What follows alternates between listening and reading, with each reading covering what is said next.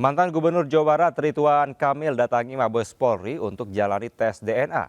Hasil pemeriksaan DNA nantinya akan menjadi bukti dalam proses hukum yang sedang berjalan antara Ridwan Kamil dan Lisa Mariana.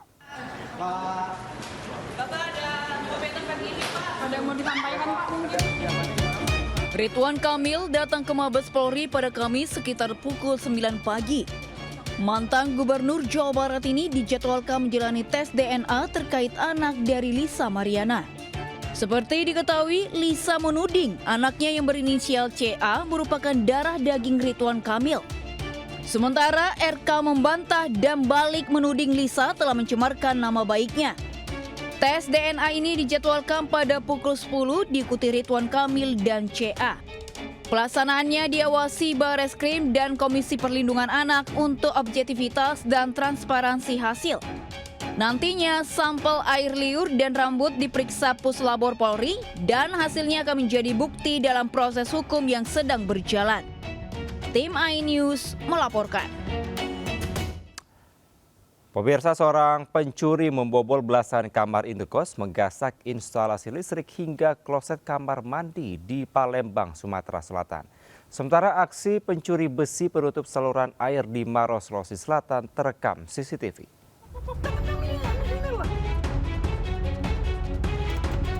Subdit Jatantras Polda Sumatera Selatan menangkap seorang pelaku pencurian kamar kos yang sedang nongkrong di Jalan POM 9, Ilir Barat 1, Palembang. Sebelumnya pelaku membobol rumah indekos di Jalan Timur, Kelurahan Lorok Pakjo, Kecamatan Ilir Barat 1. Tak tanggung-tanggung, 18 pintu properti kamar kos ini dikuras oleh pelaku. Ia masuk setelah merusak kamar yang tak berpenghuni. Saat polisi menggeledah kediamannya, ditemukan sejumlah barang curian mulai dari spring bed, kloset duduk, AC, hingga pintu. Pelaku juga menggasak instalasi listrik hingga kamar mandi seperti kran dan shower.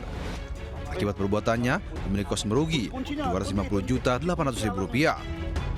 Kos-kosan yang memang kosong, saat itu kosong, diambil sedikit demi sedikit, dan ada beberapa juga yang klosetnya AC, spring bed semua, dan ada beberapa pintu juga diambil karena memang kosong.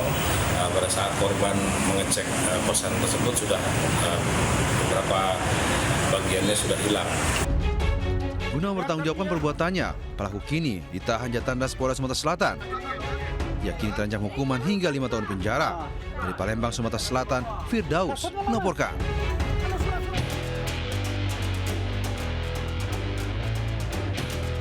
Kamera CCTV merekam seorang pengendara sepeda motor mencuri besi penutup selokan di depan pintu pagar sebuah kantor di Kecamatan Mandai, Kabupaten Maros, Sulawesi Selatan.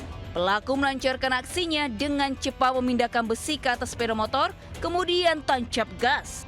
Sebelumnya, pelaku diduga sudah memantau situasi dan beraksi saat kondisi sudah sepi. Akibat pencurian itu, lubang selokan kini menganga tanpa penutup hingga membahayakan bagi pengguna jalan lain yang melintas. Diambil orang itu ternyata penutup got. Kan tadi awal pertamanya memberitahu oleh Bapak Bibingket dari Polsek Mandai, kabel atau perkiraan saya itu kabel atau pipa PDAM. Awalnya. Kasus pencurian ini belum dilaporkan ke polisi. Meski demikian, pihak RT mengimbau warga untuk lebih waspada dan segera melaporkan jika melihat aksi serupa. Dari Kabupaten Maros, Sulawesi Selatan, Wahyu Ruslan, iNews melaporkan. Seorang remaja di Deli Serdang, Sumatera Utara menjadi korban pembacokan oleh kawanan begal. Sementara viral, seorang sopir pick-up ditikam sopir mobil di Banjarmasin Utara, Kalimantan Selatan.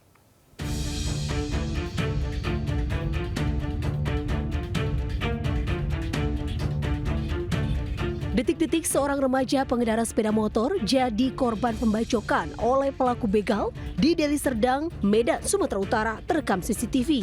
Korban langsung terjatuh, kemudian motornya digasak para pelaku. Sebelumnya, para pelaku bersenjata tajam telah membuntuti korban, bahkan memepet korbannya saat melintas di jalan sempit. Usai alami luka bacok, korban teriak minta tolong hingga sejumlah warga berdatangan dan membawanya ke rumah sakit. Korban mengaku tak menyangka jika dirinya bisa jadi sasaran aksi begal. dipepet, di parangnya ya dibacok lah ya. Dia kena juga kakinya kena darah, tangannya kan kakinya. Tapi kena lah, ada darah lah. Aku pas keluar gitu terus kena. Kini polisi memburu kawanan pelaku begal yang diduga telah melakukan aksi serupa dengan menyasar pemotor yang melintas di jalan sepi. Dari Medan, Sumatera Utara, Adi Palapa Harhab melaporkan. Dalam video rekaman kamera pengawas, sopir mobil mengadang mobil pick-up di belakangnya. Tidak berapa lama, sopir pick-up muncul meminta pertolongan sambil memegangi perutnya. Diduga korban ditikam sopir mobil yang kabur usai melakukan aksinya. Dibantu warga sekitar, korban dievakuasi ke rumah sakit. Polisi kini mengumpulkan bukti-bukti untuk menyelidiki kasus ini serta terlihat jelas motif di balik penyerangan sopir pickup tersebut. Dari Banjarmasin Utara, Kalimantan Selatan, iNews melaporkan. Pemirsa, bayi perempuan ditemukan warga di dalam plastik di sebuah warung kosong di Pekalongan, Jawa Tengah. Saat ditemukan, bayi dalam kondisi kedinginan.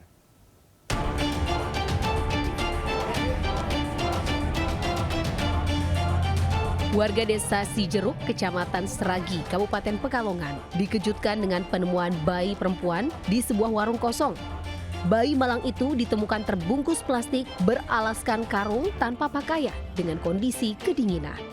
Polisi membawa bayi malang itu ke Puskesmas Seragi untuk mendapatkan penanganan medis.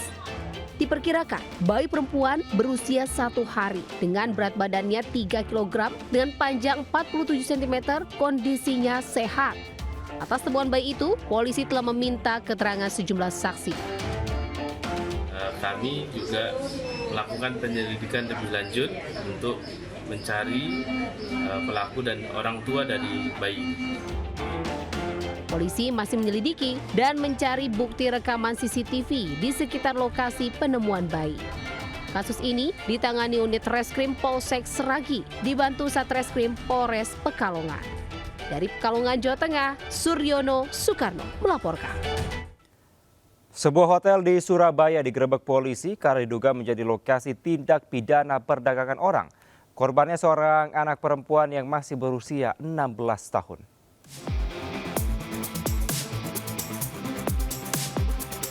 Penggerebekan ini terjadi di sebuah hotel di Jalan Kayon, Surabaya, Jawa Timur. Penggerebekan dipicu laporan orang tua yang menduga anaknya berada di dalam hotel. Dari lokasi, petugas memeriksa sejumlah orang untuk diminta keterangan. Satu pria berinisial AB ditetapkan sebagai tersangka, sementara korban adalah seorang anak perempuan berinisial D yang masih berusia 16 tahun. Polisi juga mengantongi barang bukti yang menguatkan peran AB sebagai muncikari. Motif pelaku di sini, pelaku menjalin hubungan dengan korban, ya, berpacaran dengan korban. Setelah berpacaran, sempat dilakukan persetubuhan. Setelah dilakukan persetubuhan, kemudian pelaku mencari keuntungan dengan cara menawarkan dan